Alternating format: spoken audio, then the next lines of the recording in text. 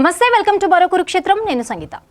గత కొన్ని రోజుల నుండి రుణమాఫీ అంశంలో బీఆర్ఎస్ మరియు కాంగ్రెస్ లీడర్ల మధ్య విమర్శలు, కౌంటర్లు కొనసాగుతున్న నేపథ్యంలో రుణమాఫీ అంశంలో కాంగ్రెస్ ప్రభుత్వం సరికొత్త వ్యూహాన్ని ఎంచుకుంది.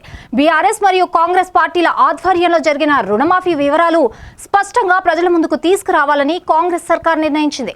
అయితే 8 కాలమ్స్ లో 2 ప్రభుత్వాల హయాంలో జరిగిన స్కీమ్ల అమలు తీరును వివరించనున్నారు. ఇందుకోసం మార్కెట్లో మండల కేంద్రాలు, రైతు వేదికలలో ప్రదర్శననివ్వనున్నారు.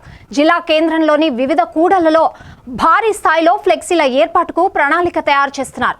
ఇందుకు సంబంధించి టీపీసీసీ ఇప్పటికే నిర్ణయం తీసుకోగా అన్ని జిల్లాల డీసీసీలకు ఆదేశాలు జారీ చేయనుంది. ఈ ఏడాది జూలై 15న రుణమాఫీకి జీవో రిలీజ్ చేసిన కాంగ్రెస్ ప్రభుత్వం ఒకేసారి 2 లక్షల వరకు రుణమాఫీని అమలు చేసింది.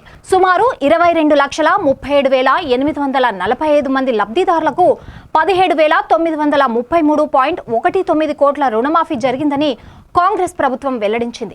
అధికారంలోకి వచ్చిన 8 నెలల్లోనే మొదటి పంట కాలంలో ఆగస్టు 15 నాటికి 18,000 కోట్లతో రుణమాఫీ చేశామని, బడ్జెట్లో 31,000 కోట్లు పొందుపరిచామని కాంగ్రెస్ సర్కార్ తెలిపింది. అయితే బీఆర్ఎస్ పార్టీ 2014 ఆగస్టు 13 మరియు 2020 మార్చి 17న జీవోలు విడుదల చేసింది. 2014 రుణమాఫీని 4 ఏళ్ల పాటు 4 వాయిదాలలో విడుదల చేశారు. ఇందుకోసం 2014 నుండి 2018 వరకు 2 విడతల్లో 4,040 కోట్ల చొప్పున, 3వ విడతగా 4,025 కోట్లు, 4వ విడతగా 4,038 కోట్ల చొప్పున విడుదల చేశారు. అయితే వీటి వల్ల రైతులకు ఎలాంటి ప్రయోజనం లేదని, అసలు అలాగే ఉందని, వడ్డీని మాత్రమే సర్దుబాటు చేశారని కాంగ్రెస్ వివరించింది. 2018లో అసలు కంటే వడ్డీకే సర్దుబాటు ఎక్కువగా జరిగిందని కూడా తెలిపింది.